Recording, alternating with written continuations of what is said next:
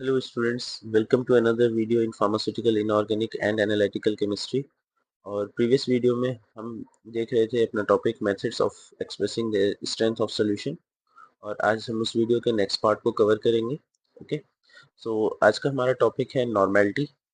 Normality क्या होता है और इसे हम लोग कैसे एक्सप्रेस करते हैं। Okay, so normality is defined as the number of gram equivalents of solutes present in 1 liter of solution। यानी सल्यूट के कितने ग्राम इक्विवेलेंट 1 लीटर सोल्यूशन में प्रेजेंट हैं, ये हमारा नॉर्मेलिटी बताता है। It is represented by capital M. Capital N से इसे हम लोग रिप्रेजेंट करते हैं। इसका फॉर्मूला है number of gram equivalent upon volume of solution in litre. Okay, so gram equivalent को कैलकुलेट करने के हमारे पास तीन मेथड्स हैं, फॉर एसिड, फॉर बेस और फॉर सॉल्ट्स। एसिडिक सब्सटेंस के लिए हम लोग मॉलिक्यूलर वेट को उसकी बेसिसिटी से डिवाइड कर सकते हैं। बेसिक सब्सटेंस के लिए हम लोग मॉलिक्यूलर वेट को उसके एसिडिटी से डिवाइड कर सकते हैं। और सॉल्ट को हम लोग मॉलिक्यूलर वेट को उस पर प्रेजेंट चार्ज से डिवाइड कर सकते हैं। ओके, तो इस तरह से हम ग्राम इक्विवेलेंट फाइंड कर लेंगे, और फिर हम लोग मॉलिक्यूलर वेट और फिर ग्राम इक्विवेलेंट और वॉल्यूम का मल्टीप्लाई करेंगे तो हमें ये फॉर्मूला नॉर्मेलिटी कैलकुलेट करने के लिए यूजफुल होगा। ओके, सो अगर एसिडिक सब्सटेंस होगा, लाइक यहाँ पर H2SO4 है। ओके, और H2SO4 का मॉलिक्यूलर वेट होता है 98, और इसमें रिप्लेसेबल हाइड्रोजन आयंस 2 है। 2 हाइड्रोजन आयन रिप्लेसेबल है, तो इसकी बेसिसिटी भी 2 हुई। और 98 को 2 से डिवाइड करेंगे तो हमें ग्राम इक्विवेलेंट पता चल जाएगा, दैट इज 49। ओके, सिमिलरली अगर कोई बेसिक सब्सटेंस है लाइक कैल्शियम हाइड्रोक्साइड, तो इसमें रिप्लेसेबल हाइड्रोक्साइड आयंस वो है 2 है, और मॉलिक्यूलर वेट इसका 74 है। 74 को हम लोग 2 से डिवाइड कर देंगे, हमें ग्राम इक्विवेलेंट वेट पता चल जाएगा, जो कि है 37। सिमिलरली साल्ट्स में अगर यहाँ पर लिखा है सोडियम कार्बोनेट, तो सोडियम पे यहाँ पर 2 आयंस हैं, तो यहाँ पर +2 चार्ज है। सिमिलरली कार्बोनेट में -2 चार्ज है। तो आइदर यहाँ लिखा है टोटल पॉजिटिव और निगेटिव चार्ज, पॉजिटिव और निगेटिव चार्ज, तो या तो पॉजिटिव या निगेटिव, प्लस भी 2 है माइनस भी 2 है, तो हमारा जो टोटल वैलेंसी है वो 2 ही है। तो अगर हम लोग मॉलिक्यूलर वेट को 2 से डिवाइड कर देंगे तो हमें यहाँ पर भी हमारी ग्राम इक्विवेलेंट स्ट्रेंथ पता चल जाएगी, और इसका अगर हम लोग यूज कर ले इस फॉर्मूले में तो हमें अपनी नॉर्मेलिटी पता चल सकती है। तो एक एग्जांपल नॉर्मेलिटी कैलकुलेट करने का देख लेते हैं। So calculate the normality of solution containing 4.9 gram of sulfuric acid in 250 ml of solution। कोई भी 250 ml सोल्यूशन में अगर 4.9 ग्राम सल्फ्यूरिक एसिड डिसॉल्व कर रहे हैं तो उसकी नॉर्मेलिटी क्या होगी। तो वेट, यहाँ पर वेट ऑफ सब्सटेंस हमें 4.9 ग्राम गिवन है। ओके, वॉल्यूम हमें 250 ml गिवन है, और सल्फ्यूरिक एसिड का जो ग्राम इक्विवेलेंट वेट था वो हम लोगों ने अभी ऊपर कैलकुलेट किया था 49, जो कि यहाँ पर है। ओके, ये वैल्यूज हम पुट कर देंगे, 4.9 gram, gram equivalent weight, volume and 250 ml volume जो हमें गिवन है। इसको सॉल्व आउट करेंगे तो 0.4 नॉर्मल, कैपिटल एन यानी नॉर्मल, यानी कि अगर 4.9 ग्राम अगर सल्फ्यूरिक एसिड 250 ml में डिसॉल्व है तो वो हमारा 4 नॉर्मल सोल्यूशन है। ओके, 0.4 नॉर्मल सोल्यूशन है। So normality express the reaction strength of the solution and depends upon the equation of reaction. ये इक्वेशन ऑफ रिएक्शन पे डिपेंड करता है। लाइक अगर वो इक्वेशन ऑफ रिएक्शन 0 ऑर्डर है, फर्स्ट ऑर्डर है या सेकंड ऑर्डर है, उसके काइनेटिक्स पे डिपेंड करता है। ठीक है, relationship between the molarity and normality. Molarity और नॉर्मेलिटी के बीच में एक रिलेशनशिप है, that normality is equals to m into n, where n is equals to the factor और वैलेंसी फैक्टर। ओके, इस फॉर्मूले की मदद से अगर हमें नॉर्मेलिटी गिवन हो तो हम लोग मोलैरिटी निकाल सकते हैं, और मोलैरिटी गिवन हो तो नॉर्मेलिटी निकाल सकते हैं। मूव करते हैं अपने नेक्स्ट टॉपिक पे, दैट इज फॉर्मेलिटी। फॉर्मेलिटी भी मेथड्स ऑफ एक्सप्रेशन के लिए एक इम्पॉर्टेंट टर्म है। Okay, so formality is defined as the number of gram formula weight of substance present in 1 liter। 1 liter solution में ग्राम फॉर्मूला वेट जो भी substance का होता है वो हमें बताता है कि उसकी फॉर्मेलिटी कितनी है, और इसे हम लोग कैपिटल एफ से इंडिकेट करते हैं। अभी ग्राम फॉर्मूला वेट क्या है, तो एक्चुअली में जो मॉलिक्यूलर वेट होता है किसी भी सब्सटेंस का, मॉलिक्यूलर वेट ही ग्राम फॉर्मूला वेट कहलाता है। तो हम लोग सिंपली मॉलिक्यूलर वेट कैलकुलेट करेंगे, और उसी को हम लोग ग्राम फार्मूला वेट इस इक्वेशन में कहेंगे। Formality is especially useful for the substance such as ionic compounds, salts and dissociate completely in solution।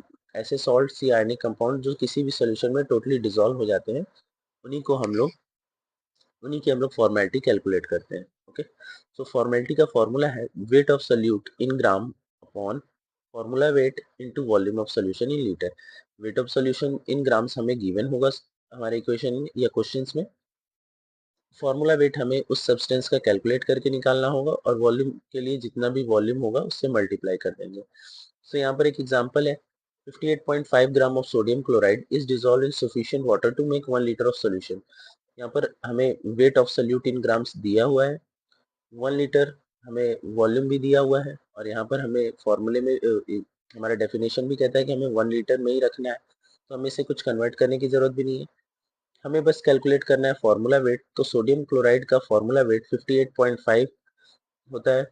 अब इस फॉर्मूला वेट को इसके ग्राम वेट से मल्टीप्लाई कर देंगे, डिवाइड कर देंगे, तो हमें 1 आएगा और 1 फॉर्मल हमारा सोल्यूशन कहलाएगा। यानी कि अगर 58.5 ग्राम सोडियम क्लोराइड 1 लीटर में डिसॉल्व है तो हमारा वो सोल्यूशन 1 फॉर्मल सोल्यूशन कहला रहा है। Hence the solution is 1 formal with respect sodium chloride. Okay, तो यहाँ पर मैंने एक टेबल शो किया है जो कि मोलैरिटी और फॉर्मेलिटी में डिफरेंस इंडिकेट करता है। मोलैरिटी मीन्स होता है number of moles per litre of solution, 1 litre solution में कितने मोल्स प्रेजेंट है। ओके, और फॉर्मेलिटी हमारा इंडिकेट करता है कि फॉर्मूला वेट कितना प्रेजेंट है 1 लीटर सॉल्यूशन में। इसे हम लोग एम से इंडिकेट करते हैं, इसे एफ से इंडिकेट करते हैं। इसकी यूनिट होती है मोल पर लीटर और इसकी यूनिट होती है एफ यानी फॉर्मूला। यूजेस, इसका यूज हम लोग मॉलिक्यूलर कंपाउंड के लिए करते हैं और इसका मेनली आयोनिक कंपाउंड्स के लिए। Okay, 1 molar sodium chloride contain 1 mole of sodium chloride in 1 liter. Okay, and 1 formal sodium chloride contain 58.5 gram of sodium chloride in 1 liter. Okay, और ज़्यादातर हम इस फॉर्मेलिटी का यूज़ आयनिक कंपाउंड्स के strength को calculate करने के लिए करते हैं। ठीक है, सो हमारा नेक्स्ट टॉपिक है molar fraction. Molar fraction is the ratio of number of moles of one component to the total number of moles of all component present in the solution।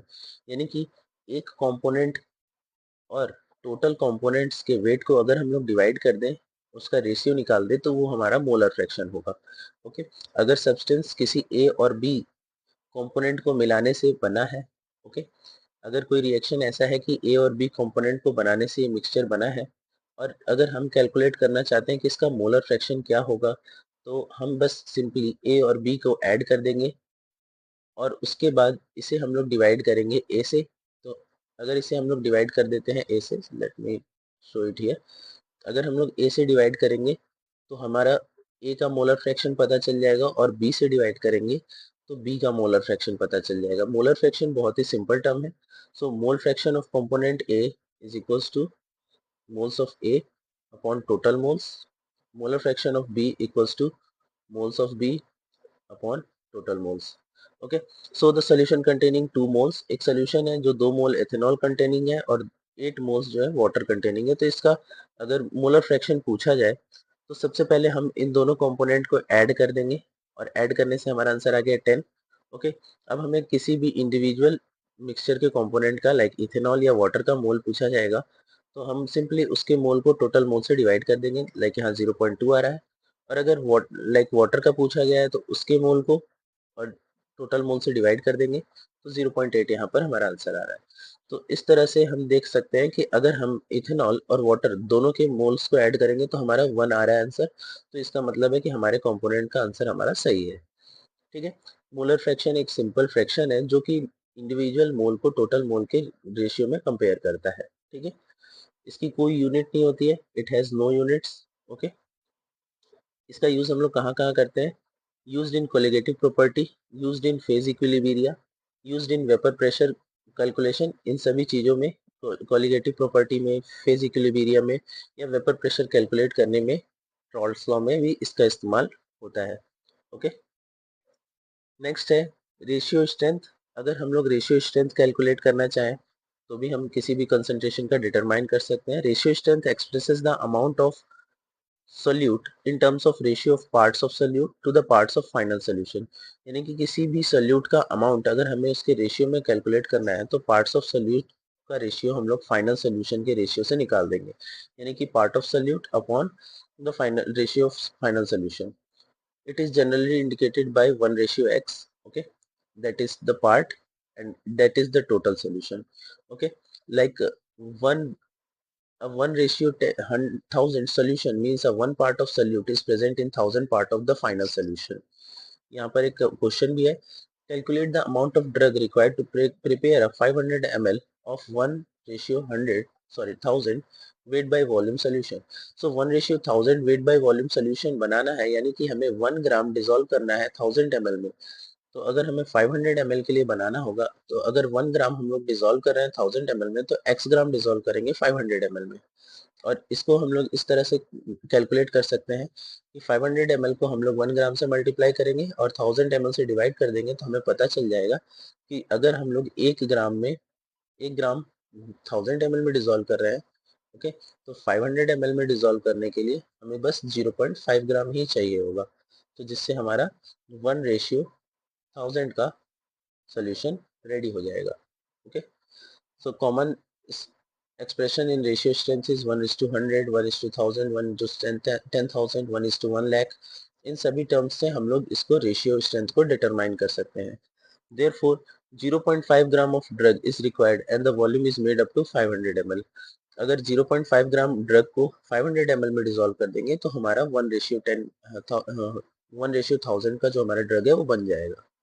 Okay, और भी बहुत सारे ऐसे अदर टर्म्स हैं like parts per million, parts per billion, मिली equivalents, मिली moles. Okay, सो parts per million क्या होता है, हम एक या दो को डिटरमाइन करके आपको बता देते हैं और बाकी सिमिलरली आप बस उसके पावर्स का अलग अलग चेंज करते रहेंगे तो अपना अलग अलग टर्म्स डिटरमाइन कर लेंगे. लाइक पार्ट्स पर मिलियन क्या है, express the number of parts of solute dissolve in 1 million part of solution, यानी कोई एक सोल्यूट का 1 पार्ट 1 मिलियन में जब जितना होता है उसी को हम लोग पार्ट्स पर मिलियन कहते हैं. लाइक यहाँ पर अमाउंट ऑफ सोल्यूट यानी कि 1 part is equals to amount of solution और 10 टू द पावर 6 से मल्टीप्लाई कर रहे हैं, यानी 1 मिलियन से हम लोग मल्टीप्लाई कर रहे हैं और 1 parts per million equals to 1 milligram पर लीटर होता है, यानी कि अगर 1 लीटर में 1 मिलीग्राम है कोई भी सोल्यूट, अगर 1 लीटर सोल्यूशन में 1 मिलीग्राम है तो वो 1 पार्ट्स पर मिलियन कहलाएगा.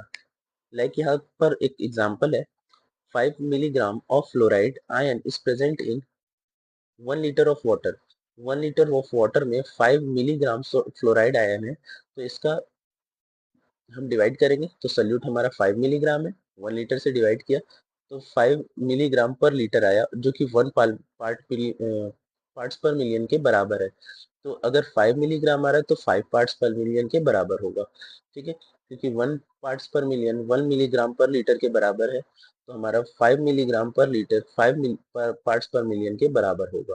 ठीक है, तो इस तरह से हम लोग parts per million 10 to the power 6 से मल्टीप्लाई करके कैलकुलेट कर सकते हैं. पार्ट्स पर बिलियन को कैलकुलेट करने के लिए हम लोग 10 टू द पावर 9 से मल्टीप्लाई कर देंगे और इसका मतलब होता है कि 1 पार्ट्स पर बिलियन 1 माइक्रोग्राम पर लीटर के बराबर है. यानी कि अगर हम लोग 10 टू द पावर 9 का मल्टीप्लाई कर दे रहे हैं अपने अमाउंट ऑफ सोल्यूट और अमाउंट ऑफ सोल्यूशन से तो हमारा पार्ट्स पर बिलियन कैलकुलेट हो जाएगा. ओके, सिमिलरली मिली इक्विवेलेंट्स, मिली मोल्स ऐसे भी टर्म्स हैं, इन्हें आप लोग एक बार गो थ्रू कर लीजिएगा. 1 milli equivalent is equals to 1,000th of the equivalent. equivalent के 1000 पार्ट को 1 milli equivalents कहते हैं. 1 millimole क्या है, 1 millimole is 1000 part of the mole. किसी मोल का 1000 पार्ट जो है 1 millimole कहलाता है. इसके रिगार्डिंग एक एक एग्जांपल यहाँ पर है, आप उसको गो थ्रू कर लीजिएगा. फिर हमारा नेक्स्ट टॉपिक है dilution of solution. Dilution is the process of decreasing the concentration. Dilution मतलब होता है किसी भी सोल्यूशन का कंसंट्रेशन डिक्रीज करना बाई एडिंग मोर सॉल्वेंट और वाटर. किसी भी सॉल्यूशन में अगर हम लोग सॉल्वेंट की मात्रा बढ़ा दें तो वो हमारा डाइल्यूशन कहलाता है. During dilution the amount of solute remains the same. Solute का अमाउंट तो सेम रहता है बट सॉल्वेंट का अमाउंट हमारा जो है वो चेंज हो जाता है. For general dilution C1V1 equals to C2V2, यानी कि इनिशियल कंसंट्रेशन या वॉल्यूम कितना था, उसमें हमने जो फाइनल और सॉल्वेंट ऐड किया उसके बाद उसका फाइनल कंसंट्रेशन या वॉल्यूम कितना हो गया है, इससे हम लोग डिटरमाइन कर सकते हैं कि कोई भी सोल्यूशन पहले के मुकाबले कितना अभी डाइल्यूट हो चुका है। For example, how much 10 mole HCl solution is required to prepare 100 ml of 1 mole HCl solution। तो हम इसका M1V1 इक्वल्स टू M2V2 यानी mole into volume is equals to mole into volume, इस फॉर्मूले से कैलकुलेट कर सकते हैं कि 100 ml ऑफ 1 मोल HCl के लिए कितना सोल्यूशन जो है हमारा रिक्वायर्ड होगा। तो वॉल्यूम ऑफ सोल्यूशन कितना आएगा, हम बस इसका क्रॉस मल्टीप्लाई कर देंगे और 100/10 करेंगे तो हमारा 10 मिली मोल आ जाएगा, जो कि हमारा डिटरमाइन कर रहा है कि जो वॉल्यूम होगा वो कितना होगा। Hence the 10 millimole of 10 molar HCl solution is taken to dilute the water to make a final volume of 100 ml। ठीक है, तो सॉरी यहाँ पर मिलीमोल नहीं है, मिलीलीटर है। ओके, नेक्स्ट है इम्पोर्टेंट कन्वर्जेशन रिलेशनशिप। यहाँ पर 1%, 1.0% और 0.0% वाला ये कॉन्सेप्ट बहुत ज़्यादा इंपॉर्टेंट है, पार्ट्स पर मिलियन में से आप याद रखिएगा। ठीक है, और ऐसे ही ये सारे कन्वर्जेशन के यूनिट है जिसे आप अलग अलग यूनिट्स के स्ट्रेंथ को कैलकुलेट करने के लिए यूज़ कर सकते हो। ओके, सो इस वीडियो में जो भी टॉपिक्स हम लोगों ने कवर किए उन सभी टॉपिक्स का यहाँ समरी लिखा हुआ है। लाइक हम लोगों ने percentage strength, molarity, molality, normality, formality, mole fraction, ratio strength, parts per million, parts per billion, milli equivalent and milli moles को देखा। ओके, सो ये सारे टर्म्स जो हैं किसी भी सॉल्यूशन के कंसंट्रेशन या उसके स्ट्रेंथ को डिटरमाइन करने के लिए यूज होते हैं। यहाँ पर हमारा जो टॉपिक है methods of expressing the strength of solution वो कवर होता है। नेक्स्ट वीडियो में हम बात करेंगे अपने नेक्स्ट टॉपिक की, that is errors in pharmaceutical analysis. तो नेक्स्ट टॉपिक्स में मिलते हैं। Thanks student, thanks for watching this video.